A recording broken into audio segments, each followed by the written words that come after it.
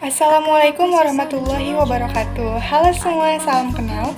Aku Tatsvita Andari Putri dari kelas 11 OTKP 2. Di sini aku ingin menjelaskan kepada kalian semua mengenai rangkuman yang telah aku bikin mengenai Kemenpan RB nomor 48 tahun 2013. Jadi, standar sarana dan prasarana kantor di lingkungan Kemenpan RB berdasarkan peraturan pemerintah Pan RB nomor 48 tahun 2013 memiliki 4 bab.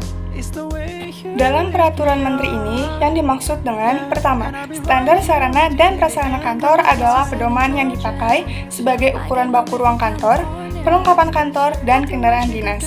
Yang kedua, sarana adalah fasilitas yang secara langsung berfungsi sebagai penunjang proses penyelenggaraan tugas dan fungsi pekerjaan.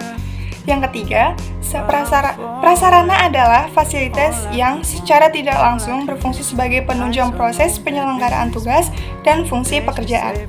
4. Ruang kantor adalah ruang tempat melaksanakan pekerjaan dengan ukuran luas dan alat-alat perlengkapannya disesuaikan dengan kebutuhan serta memenuhi persyaratan estetika. Yang kelima adalah ruang penunjang adalah ruang yang berfungsi menunjang pelaksanaan pekerja secara tidak langsung. Yang keenam, perlengkapan kantor adalah alat-alat yang dipersiapkan sesuai dengan kebutuhan dan menurut jenis pekerjaan yang dilaksanakan. Yang ketujuh, ruang pusat closed circuit television yang selanjutnya disebut CCTV adalah ruang tempat mengendalikan dan memantau jaringan kamera closed circuit television. Nomor 8. Ruang layanan pengadaan secara elektronik yang selanjutnya disebut LPSE adalah ruang tempat melakukan proses pengadaan barang dan jasa secara elektronik. Yang kesembilan, ruang media center adalah ruang tempat melakukan aktivitas yang berhubungan dengan penyampaian informasi terkait bidang aparatur negara dan reformasi birokrasi. Yang ke-10, ruang teleconference adalah ruang tempat melakukan pertemuan basis elektronik secara langsung atau real time. Ke-11, ada telekomunikasi adalah pemancaran, pengiriman, atau penerimaan setiap jenis tanda, gambar, suara, dan informasi melalui internet, telepon, atau radio. 12. Local Area Network yang selanjutnya disebut LAN adalah suatu jaringan komunikasi data dalam suatu wilayah tertentu. Dan yang terakhir adalah kendaraan dinas adalah sarana kerja berupa alat transportasi yang digunakan untuk mendukung pelaksanaan tugas dan fungsi kementerian. Bab 2 pasal 2 ini menjelaskan asas standar sarana dan prasarana kantor terdiri dari tertib, adil, transparan, efisien dan efektif, manfaat keselamatan, kesejahteraan, kepatuhan, dan akuntabel. Bab 2 pasal 3 menjelaskan maksud penyesuaian standar sarana dan prasarana kantor adalah untuk pertama, kepastian ketentuan penggunaan ruang kantor, alat perlengkapan kantor, dan kendaraan dinas. Yang kedua, ada keseragaman penggunaan ruang kantor dan alat perlengkapan kantor. Yang ketiga, ada kelancaran proses pekerjaan.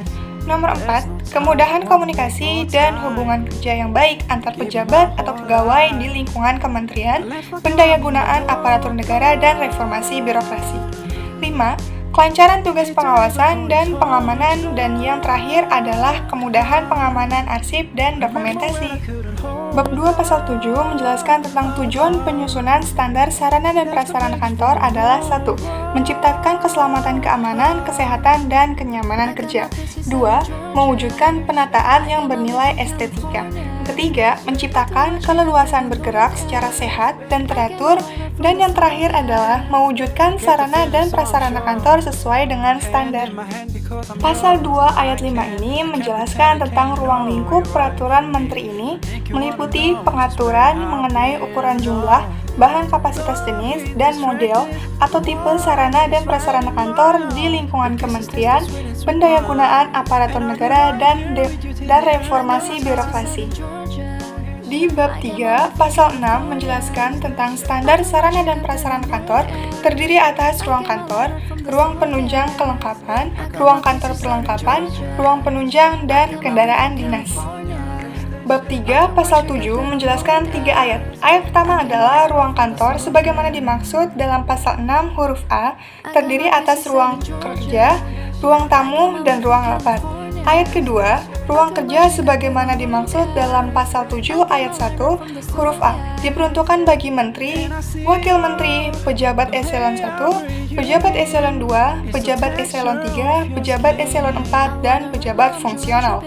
Ayat 3, standar ukuran dan perlengkapan ruang kantor sebagaimana dimaksud pada ayat 1 tercantum pada lampiran 1 peraturan menteri ini. Bab 3 pasal 8 menjelaskan dua ayat. Ayat pertama adalah ruang penunjang sebagaimana dimaksud dalam pasal 6 huruf B, terdiri atas ruang ibadah, lobi, ruang pusat data atau server, ruang arsip, ruang perpustakaan, ruang penyimpanan barang, ruang pusat CCTV, ruang poliklinik, ruang sentral telepon, ruang pos penjagaan keamanan, ruang kantin pegawai, ruang sumber tenaga diesel atau genset, ruang LPSE, ruang pantry, ruang media center, toilet, ruang istirahat, ruang panel listrik, ruang merokok atau smoking room, dan yang terakhir adalah ruang menyusui atau nursery room. Ayat kedua, standar perlengkapan ruang penunjang sebagaimana dimaksud pada ayat 1 tercantum pada lampiran 2 peraturan menteri ini. Bab 3 pasal 9 memiliki 4 ayat. Ayat pertama adalah untuk melancarkan pelaksanaan tugas bagi pejabat dan pegawai di lingkungan Kementerian Pendayagunaan Aparatur Negara dan Reformasi Birokrasi disediakan kendaraan dinas. Ayat kedua, kendaraan dinas sebagaimana dimaksud pada ayat 1 meliputi kendaraan dinas menteri, kendaraan dinas wakil menteri, kendaraan dinas pejabat eselon 1, kendaraan dinas pejabat setara eselon 1, kendaraan dinas pejabat eselon 2, kendaraan dinas pejabat setara eselon 2, dan yang terakhir adalah kendaraan dinas operasional. Ayat ketiga adalah kendaraan dinas sebagaimana dimaksud pada ayat 2 disediakan bagi pejabat dan pegawai selama yang bersangkutan memangku jabatan tersebut. Ayat 4, standar kendaraan dinas sebagaimana dimaksud pada ayat 1 tercantum pada lampiran 3 peraturan menteri ini. Nah, bab 3 pasal 11 ini menjelaskan mengenai pemenuhan standar sarana dan prasarana kantor disesuaikan dengan anggaran yang tersedia. Nah, ini adalah bab dan pasal terakhir yang akan aku jelaskan di video kali ini.